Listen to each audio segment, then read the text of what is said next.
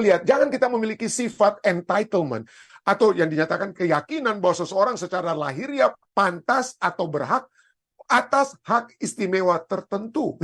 Kita ini apa? Kita ini kucing, tapi kita melihat diri kita, wah ini sebagaikan singa nih saya. Saya bagaikan singa. Ya. Secara lahiriah kita sudah bahas. Kita memuliakan diri kita. Kita memuliakan diri kita dengan melihat kita ini lebih besar daripada orang lain. Kita memiliki sifat yang dikenal dengan istilah entitlement. Pertanyaannya, apakah ada hal-hal dalam kehidupan Anda yang ingin Anda menangkan? Oke? Dan bagaimanakah kita mengubah keinginan kita itu dalam apa? Dalam tindakan. Langkah-langkah praktis apakah yang dapat kita ambil untuk menjadi salah satu pemenang? Salah satu pemenang. Pada tambahan pelajaran pada saat ini, saya akan mengajak kita semua untuk melihat satu teologi yang kita sering katakan tadi ya, salah itu ya, bahwa kalau kita sudah sekali diselamatkan, kita pasti akan apa? Diselamatkan. Dan seringkali kita mengatakan, oh ini bagus pendeta ya, ini pas-pas nih pembahasan untuk orang-orang yang tidak percaya tentang sabat atau apa. Tapi sesungguhnya pelajaran ini pada saat Yesus berkata yang penting di sini adalah ketekunan ya, ketekunan umat-umat kudus Tuhan yang apa? Yang memiliki hukum-hukum Allah dan iman Yesus. Nah, seringkali kita pikir, oh karena kita sudah memiliki hukum Allah, maka kita sudah selamat itu. Kita sudah selamat. Hati-hati, saudara ya. Pada saat kita pikir kita sudah memiliki hukum-hukum Allah, itu betul, itu harus kita miliki oleh sebab kasih karunia Tuhan sudah menyelamatkan kita. Kita akan melakukan kehendak Tuhan untuk mengasihi Tuhan kita, hukum 1-4 dan mengasihi sesama, hukum ke-5 sampai ke-10. Itu betul, perlu. Alkitab sudah jelaskan. Tetapi janganlah kita merasa bahwa kita tidak perlu lagi mengenal siapa Kristus itu. Iman Kristus, keimanan Kristus itu yang hanya dapat kita peroleh dari waktu ke waktu. Hanya dapat kita peroleh kalau kita, apa yang firman Tuhan katakan tentang iman. Iman tumbuh dari apa? Dari pendengaran firman Tuhan ya. Jadi itu yang perlu kita lakukan. Kita harus memiliki iman Yesus yang bertumbuh pada saat dari waktu ke waktu, dari hari ke hari, kita memiliki satu hubungan yang dekat dengan Tuhan.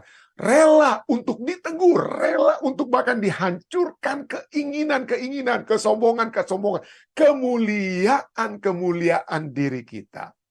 Termasuk kemuliaan teologi, saya ini umat Advent, saya ini umat percaya, saya memiliki hukum-hukum Tuhan ya. Kalau itu yang menjadikan saya memiliki ini, saya memiliki ini, saya memiliki ini, dan saya harus selamat, maka kita berada dalam bahaya. Ya. Kita harus terus bertekun untuk memiliki bukan hanya hukum Tuhan, tetapi iman Yesus. Dalam arti apa ya?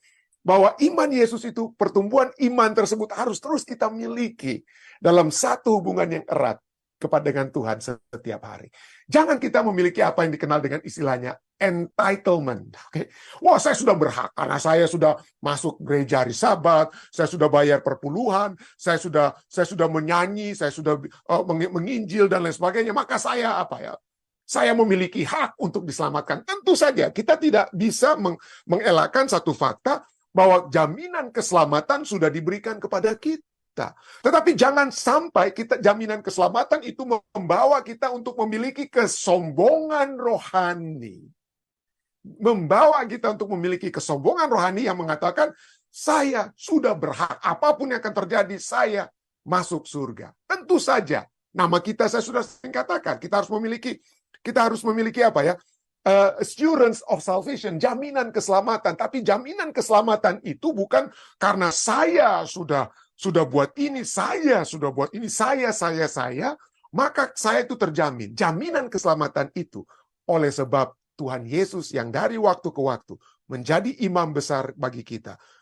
Menegur kita, hei pendeta Rantung, Anda telah berbuat ini, Anda telah memikirkan hal yang tidak baik, Anda telah melakukan hal yang tidak benar. Bertobat. Ya.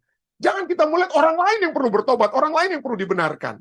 Selalu saya yang harus dibenarkan. Jadi mari kita melihat, jangan kita memiliki sifat entitlement atau yang dinyatakan keyakinan bahwa seseorang secara lahiriah pantas atau berhak atas hak istimewa tertentu.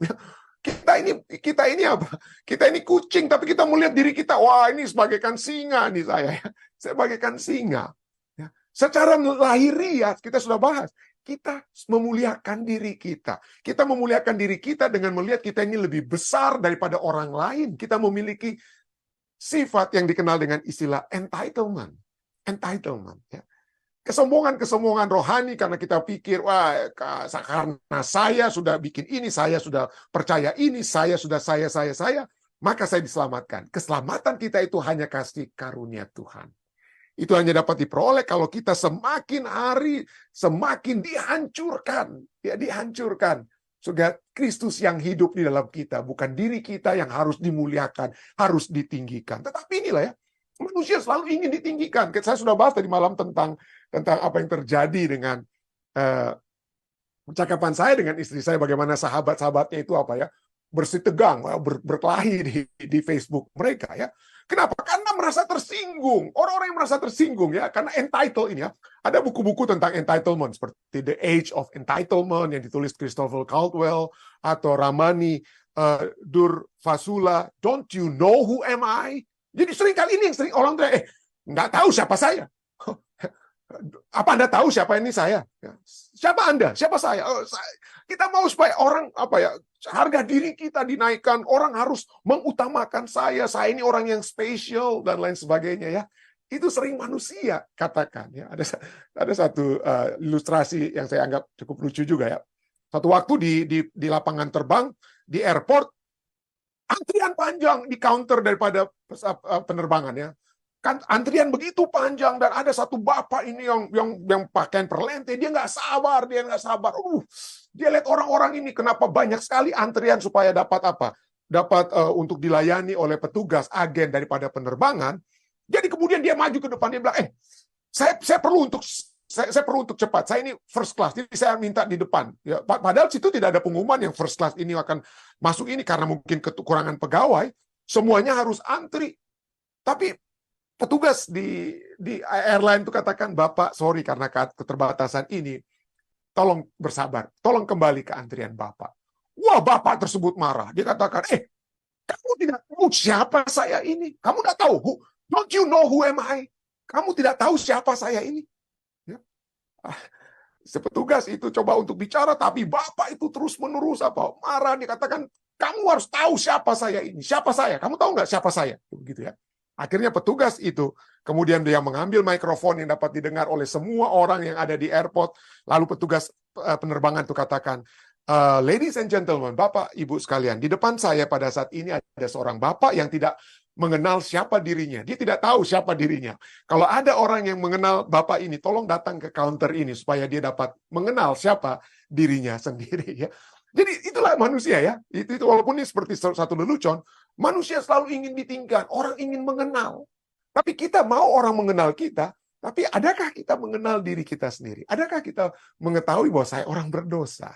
Saya memerlukan kasih karunia Tuhan. Saya tidak sehebat seperti yang orang lain pikirkan tentang saya ya. Dan dalam bukunya ya, Jane Twenge ya, dalam bukunya Living, hidup di dalam periode entitlement, orang-orang yang merasa saya berhak untuk hak istimewa ini, saya berhak untuk ini, atau yang dengan nama lain itu adalah narcissism epidemic. Jane Twenge katakan dan penulis lain yang Keith Campbell dia katakan merasa berhak, entitlement adalah salah satu komponen kunci dari narsisme. Narsis, orang yang merasa dirinya itu lebih hebat daripada orang lain, dia tergila-gila seperti Narsisus ya dalam sejarah Yunani kuno. Dia melihat bayangan wajahnya di atas air, dia jatuh cinta terhadap mukanya sendiri ya. Jatuh cinta terhadap mukanya sendiri ya. Itulah entitlement, merasa berhak adalah salah satu komponen kunci dari narsisme dan salah satu yang paling merusak orang lain. Itulah seperti saya katakan tadi ya.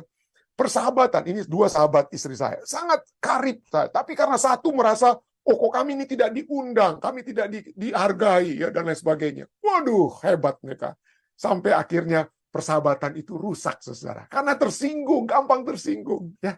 Karena merasa, ini kenapa orang-orang kan bisa lihat kenapa saya tidak dilibatkan dalam acara kalian dan lain sebagainya. Jadi Merusak, hubungan jadi rusak, saudara. Karena perasaan-perasaan yang gampang-gampang tersinggung. Nah, dinyatakan juga dalam buku ini bahwa narsisme adalah sisi gelap dari pandangan diri yang terlalu positif, yang terlalu boleh kita harus melihat kita sebagai anak Allah, kita sebagai manusia yang dihargai oleh Tuhan, Tuhan mengenal kita manusia baru. Kita harus melihat diri kita itu jangan merasa rendah diri juga, saudara. Tapi pada saat yang bersamaan, narsisisme itu another level, yaitu pandangan diri yang terlalu positif. Orang narsisis itu terlalu percaya diri, terlalu percaya diri. Tidak hanya percaya diri, bagus kita percaya diri. Kalau sampai overconfident, itu masalah, ya. Overconfidence dan sangat fokus pada diri mereka sendiri sehingga sulit melihat sudut pandang orang lain. Mereka juga merasa memiliki hak-hak istimewa dan percaya bahwa mereka lebih unggul dari orang lain. Akibatnya, orang narsis adalah pasangan dalam satu hubungan adalah pasangan yang buruk dan sulit untuk diajak bekerja sama. Kalau ini sudah menjadi begitu hebat dalam diri kita, apalagi dengan adanya sosial media, ya, kita bisa menampilkan diri kita, dan kalau orang sampai hajar, kenapa kita disinggung dan lain sebagainya, kita hajar-hajaran, maka bisa-bisa kita mendapatkan apa ya? Mengalami apa yang disebut dengan istilah narcissistic personality disorder. Narcissistic personality disorder. Nah, menurut Duke Health, artikel yang tadi yang menulis tentang narcissistic personality disorder, apa tanda-tanda? Kalau ada satu saja dikatakan dalam artikel ini, ya, berarti itu Anda sudah masuk sudah menjurus kepada narsisisme. Apalagi kalau sampai 99-nya ini Anda miliki, waduh, memang sudah total betul kita narsis kita, ya, atau entitlement-nya kita. Jadi dibuat gampang oleh penulis artikel ini, ya, dari Duke Health ini, menggunakan kata special me, saya yang istimewa, entitlement, ya. Yang pertama itu kata-katanya dimulai special me. Jadi 9 kata itu dari kata special me, ya, akronim dengan kata lain. Yang pertama, kita merasa diri kita itu penting. Wah, siapa saya dong? Jangan anggap remeh dong saya ini. Kita merasa diri kita penting. Yang kedua, yang kita keasikan preoccupation dengan apa? Dengan kekuasaan kita, dengan kegagahan kita, kecantikan kita, atau kesuksesan kita. Kita tergila-gila dengan apa? Dengan kekuatan kita sendiri, ketampanan kita sendiri, kesuksesan kita sendiri, ya. Yang ketiga, kita merasa berhak. Saya berhak untuk dapat ini, saya berhak untuk dilayani, saya berhak untuk diperlakukan dengan baik dan lain sebagainya. Yang keempat, can only be around people who are important or special. Mereka itu pilih-pilih, ya, maunya hanya untuk berada di sekitar orang-orang yang penting atau istimewa. Kalau Anda orang miskin di gereja, udah nggak perlu.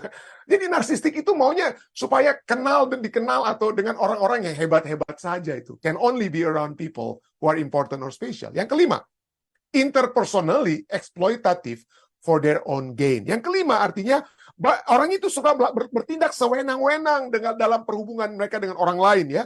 Dan hubungan itu adalah untuk keuntungan mereka sendiri. Kalau saya bisa menggunakan Anda, eksploitir Anda, itu dia. Untuk keuntungan saya. Itu narsistik, ya. Yang keenam, arogan. Perasaan lebih tinggi, ya. Yang ketujuh, lack of empathy, tidak memiliki perasaan berbelas kasihan kepada orang lain. Yang kedelapan, harus dipuja-puji. Waduh, yang jempol itu harus lebih banyak dong. Mana yang kasih jempol saya daripada orang lain, begitu, ya. Must be admired. Dan yang kesembilan, merasa apa? Merasa cemburu dengan orang lain. Kok orang lain diundang, kok saya nggak diundang? Atau dia berpikir bahwa orang lain sedang mencemburui dia. Jadi begitu hebat pandangannya tentang dirinya sendiri, dia pikir orang lain lagi cemburu sama saya. Dan tidak heran, ya, itulah, ya, bagaimana kebudayaan saat ini di dalam dunia telah mengajak kita untuk melihat diri kita itu yang sesungguhnya mungkin kita kucing, tapi jadi kelihatan bagi dalam pandangan kita menjadi seperti apa, ya? Menjadi singa dengan kata lain. Itulah dari apa? Narsisisme itu tidak heran ada yang katakan Narsisus yang dalam legenda Yunani itu disebut sebagai bapak daripada selfie yang orang ingin membuat yang apa, ya? Yang baik-baik saja. Nah, pertanyaannya, adakah hal ini narcissistic personality disorder atau entitlement yang merasa diri lebih hebat dan lain sebagainya itu membawakan kebahagiaan? Kita seringkali berpikir, waduh, kalau saya bisa membuat video yang viral, kalau saya sampai jutaan orang yang lihat, angkat jempol untuk saya, waduh, saya akan berbahagia. no, no, no, no. Ya, artikel ini ya The Daily dari pendidikan yang dibuat dari Case Western Reserve ya dikatakan apa? Bahwa entitlement, hak ya adalah resep yang tidak membawakan apa? Kebahagiaan, a damning recipe for happiness, tidak membawakan kebahagiaan ya. Entitlement dikatakan ya, sifat hak berhak ini adalah sifat kepribadian didorong oleh perasaan berlebihan akan kelayakan atau keunggulan saya sendiri yang dapat menyebabkan apa? Kekecewaan kronis. Kekecewaan kronis, harapan yang tidak terpenuhi, dan siklus perilaku yang memperkuat diri sendiri dengan biaya psikologis dan sosial yang mengerikan, with dire psychological and social cost. Anda akan apa? Secara psikologis pada saat Anda entitled, merasa berhak, merasa lebih hebat, merasa lebih tinggi, itu membawa perpisahan dengan orang lain, dan Anda bisa berpisah dengan jiwa Anda sendiri ya. Masalah psikologis Anda akan alami ya, yang mengerikan ya. Dalam apa? Dikatakan apa? Itu akan menyebabkan perpetual loop of distress. Ya kenapa orang-orang tidak puja-puji saya? Kenapa tidak ada yang angkat jempol? Loh, kok video saya ini cuma nonton cuma 3 orang dan lain sebagainya ya. Itu menyebabkan apa? Lingkaran kesusahan yang terus-menerus, perpetual loop of distress. Ya, perpetual loop of distress. Banyak sekali YouTuber yang harus menderita karena harus membuat konten-konten video yang akan menjadi viral. Akhirnya mereka apa? Burn out. Ada yang banyak bunuh diri juga, saudara. Ya, banyak bunuh diri karena ingin mendapatkan apa? Aduh, mana ini orang-orang yang subscribe, mana yang jempol dan lain sebagainya. Ya, itu menyebabkan perpetual loop of distress, dikatakan di sini ya. Lingkaran kesusahan yang terus-menerus. Pada tingkatan ekstrim, at extreme level, merasa berhak adalah sifat narsistik yang beracun. Entitlement is a toxic narcissistic trait, repeatedly exposing people to the risk of feeling of frustration, yang menyebabkan apa? Yang berulang kali membuat orang beresiko merasa frustrasi, tidak bahagia, dan kecewa dengan kehidupan. Kecewa, disappointed with life. Tidak merasa puas. Tidak, pada saat kita mencari kemuliaan, pada saat kita menghormati diri kita lebih daripada menghormati Tuhan, memuliakan diri kita lebih daripada Tuhan, merasa kita memiliki berhak, saya memiliki hak untuk dapat dipuja dan dipuji, disitulah kehancuran akan datang bagi kita. Di zaman Yesus itu sudah ada, saudara.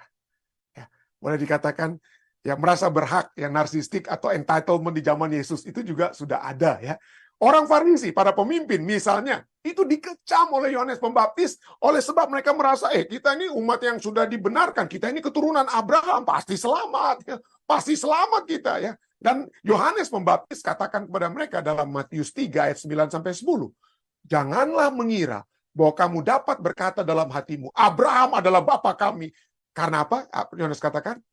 Yohanes katakan kepada mereka yang berkata, Abraham bapa kami, keselamatan itu milik kami. Kami ini udah orang benar ya, dari gereja umat sisa dan lain sebagainya. Tapi Yohanes katakan apa? Aku berkata kepadamu, Allah dapat menjadikan anak-anak bagi Abraham dari batu-batu ini. Waduh, teguran begitu hebat ya.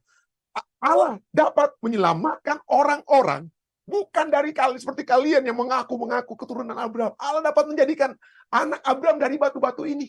Dan ayat 10 teguran bagi orang-orang Yahudi dan bagi kita yang merasa bahwa kita dari segi kerohanian, bukan lagi dari segi untuk selfie atau apa ya. Wah, saya sudah memiliki teologi yang terbaik, ya, saya sudah memiliki doktrin yang lebih benar dan lain sebagainya. Ya, pasti selamatlah saya, nggak perlu saya mau bertobat atau apa. Yohanes Pembaptis mengajak mereka bertobat, kalian bertobat. Jangan berpikir karena kalian anak Abraham sudah pasti mendapatkan berkat Abraham. Jangan berpikir kalau kalian sudah masuk hari Sabat dan lain sebagainya, kalian pasti apa? Masuk. Kita harus bertekun dalam iman kepada Yesus juga. Kekuatan dari Yesus itu harus menjadi bagian kita. Kalau tidak, ayat 10 katakan, kapak sudah tersedia pada akar pohon, dan setiap pohon yang tidak menghasilkan buah yang baik pasti ditebang dan dibuang ke dalam api. Ya. Kapak sudah tersedia. setia pada akar pohon, setia pohon yang tidak menghasilkan buah yang baik. Kalian mengaku sebagai umat-umat sisa, mengaku sebagai keturunan Abraham, tapi kalau kalian tidak menghasilkan buah yang baik, iman Yesus itu tidak menjadi bagian kalian, tidak bertobat, ya, pasti ditebang, dibuang ke dalam api. Nah, orang-orang ini, para pemimpin, ya, merasa berhaknya orang Farisi itu apa misalnya? Merasa berhak untuk dihormati dalam acara-acara. Matius 23 ayat 6, teguran pada mereka dikatakan apa? Mereka itu suka duduk di tempat terhormat. Waduh, saya harus dong, saya kan pemimpin, saya harus duduk yang paling depan, ya. Merasa suka duduk di tempat terhormat, dalam perjamuan dan di tempat terdepan di rumah ibadat. Jadi, tapi itulah manusia. Kita kan seringkali pikir, waduh, ini petinggi-petinggi ini dari organisasi atau dari pemerintahan, silakan Pak duduk di depan. Itu kan biasa yang kita buat. Sehingga orang-orang, aduh, enak juga ya kalau kita dipuji dan dimulia-muliakan seperti itu. Jadi itulah sebabnya manusia bersaing untuk dimuliakan, untuk apa ya? Untuk duduk di tempat terhormat dalam perjamuan dan terdepan di rumah ibadat. Hati-hati. Jangan kita menjadi entitled atau narsistik seperti para pemimpin ini. Yang berikutnya, pada begitu banyak, tapi kita lihat cuma 2. Mereka merasa berhak untuk dihormati dengan gelar atau titel mereka. Oh, ya. Matius 23:7 ayat berikutnya katakan, mereka suka menerima penghormatan di pasar. Wah, orang-orang di pasar. Halo, apa kabar, ya? Dan suka dipanggil rabi. Jadi guru. Ya, saya tahu ada orang yang kalau panggil saya jangan panggil yang Stephen Rantung, ya. Harus panggil saya pendeta Dr. Stephen Rantung. Ini doktor ini. Dijauhkanlah kiranya, ya. Jauhkanlah kiranya. Kalau panggilan-panggilan yang kita miliki itu harus menjadikan kita apa? Dipuja dan dipuji, mendapatkan penghormatan, ya. Coba kita lihat bagaimana Yesus sendiri. Siapa Yesus itu? Anak Allah, ya. Setara dengan Allah. Tapi apakah dia pada saat hidupnya, dia itu apa, ya? Hidupnya dihormati, ya. Nah, kalau kita lihat, ya, Yesus hidup dan mati itu tanpa kehormatan. Dia mati di kayu salib, saudara. Dia mati di kayu salib. Apakah dia itu dipandang? Apakah dia itu dipuja-puji oleh orang-orang, ya? Oh, ada ayat yang katakan dia itu tidak dipuja-puji. Kalau kita sekarang, ya, kalau bintang-bintang film, mesti ganteng, ya. Ganteng, cantik, dipuja dan dipuji, dikagumi karena kegantengan mereka. Pertanyaan saya, apa Yesus itu ganteng atau tampan, ya? Ya, bagaimana menurut Anda? Apakah Yesus itu ganteng atau tampan, ya? Ya, pada saat dia ada dalam dunia ini, saya percaya tentu saja dia anak daripada Maria dan Roh Kudus.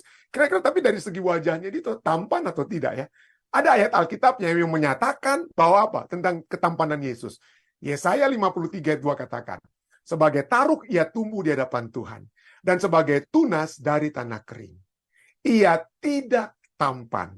Dan semaraknya pun, kemegahannya pun tidak ada. Dia tidak punya rumah, dia harus berjalan, dan lain sebagainya. Ya.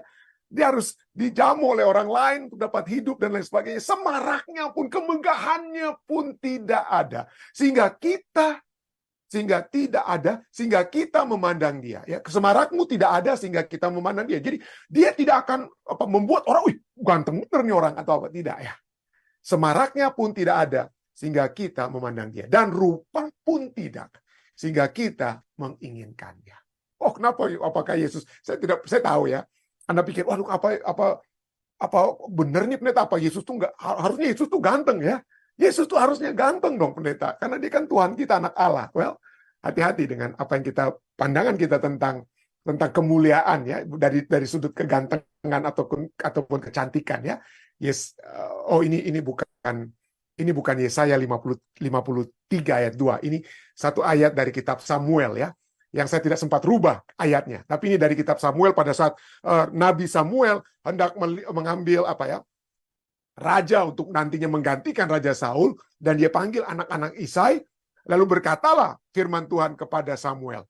Pada saat anak-anak Isai yang pertama itu muncul, ya, satu-satu dimaju di depannya, ya, lalu Samuel kata, wah ini cocok nih, ganteng nih orangnya, tinggi besar, ganteng, dia cocok untuk menjadi raja Israel yang baru menggantikan Saul.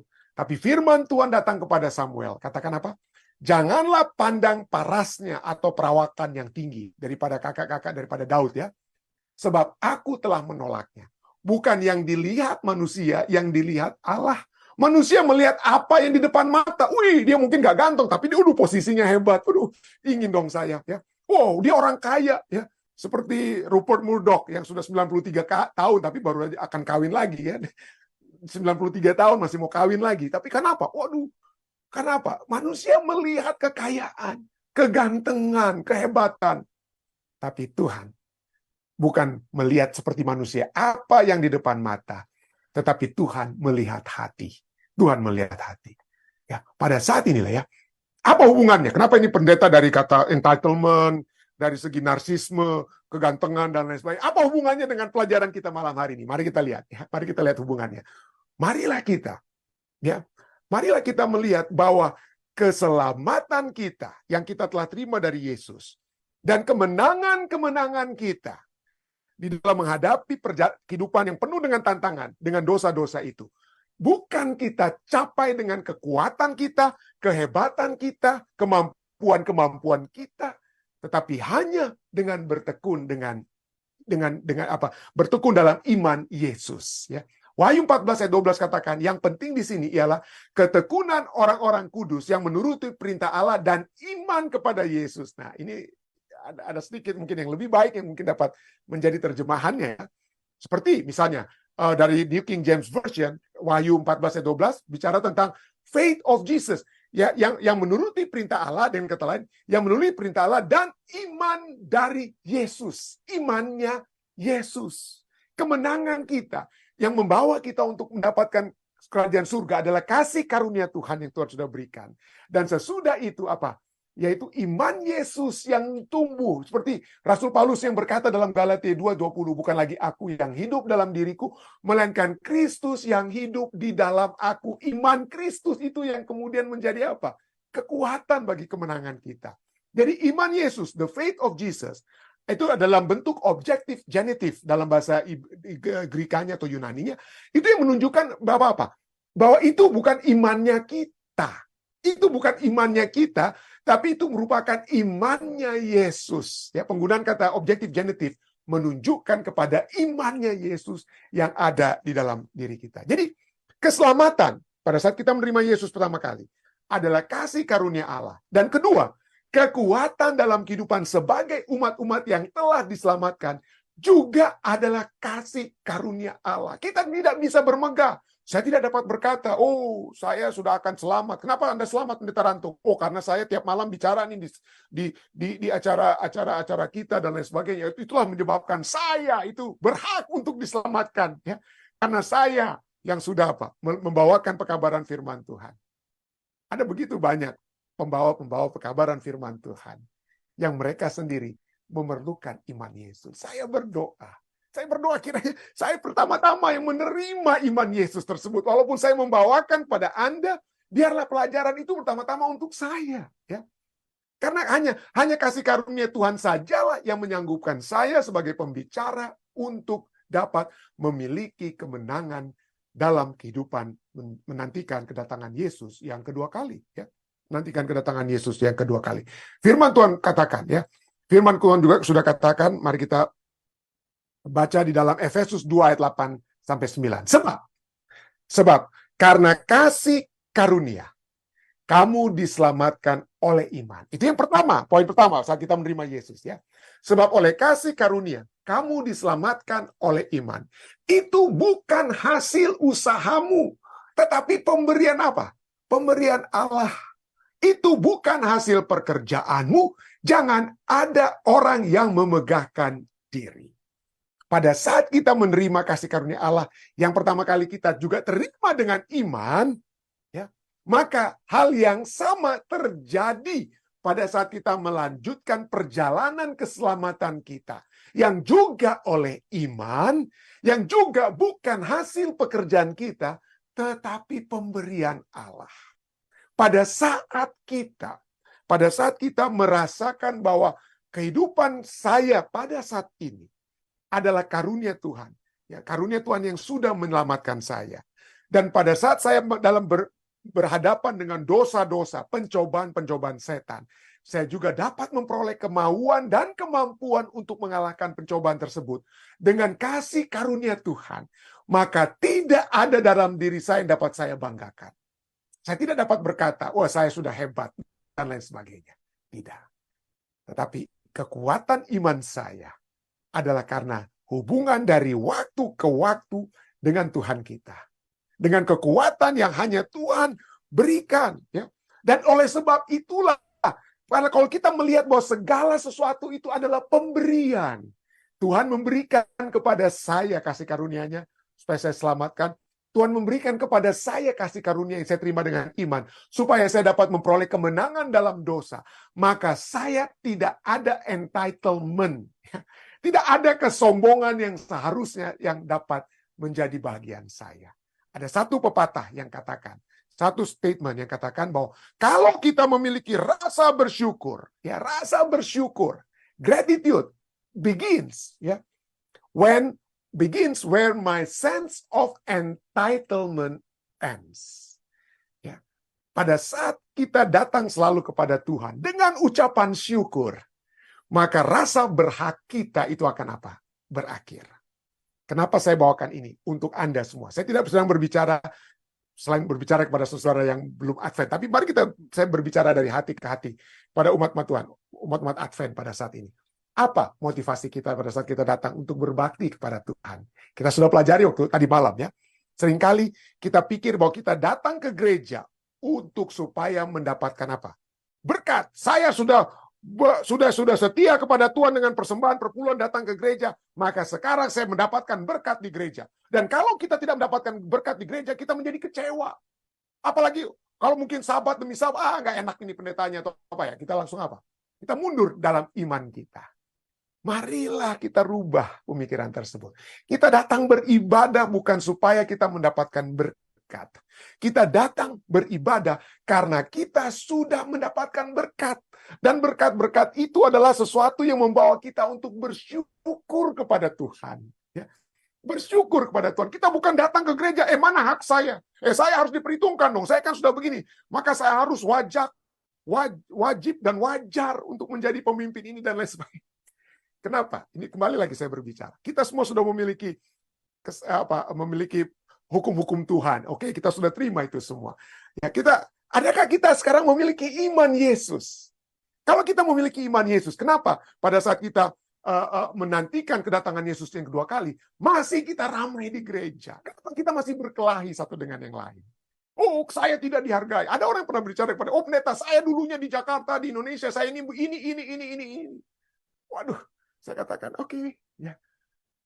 Dan saya tadinya waktu saya masih di negara bagian ini, saya memegang jabatan ini. Nah, sekarang saya dilecehkan pendeta. Saya bilang, bersabarlah. Ya, Yesus Kristus sendiri. Apa yang terjadi dengan Yesus Kristus? Rupa Allah, tapi dia rela untuk apa? Mengosongkan dirinya. Dia menjadi apa? Bahasa Inggris katakan of no reputation. Tidak memiliki reputasi.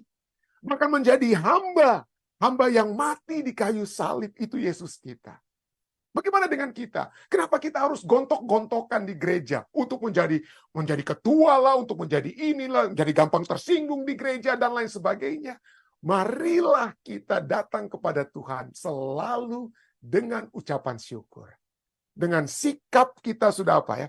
Sudah menerima kekuatan demi kekuatan yang Tuhan sudah berikan. Hitung satu demi satu berkat-berkat Tuhan. Sehingga pada saat kita datang ke gereja, kita bukan mencari siapa yang lebih kurang dari saya, supaya ego saya lebih ditinggikan. Siapa yang memiliki posisi yang lebih daripada saya dan lain sebagainya.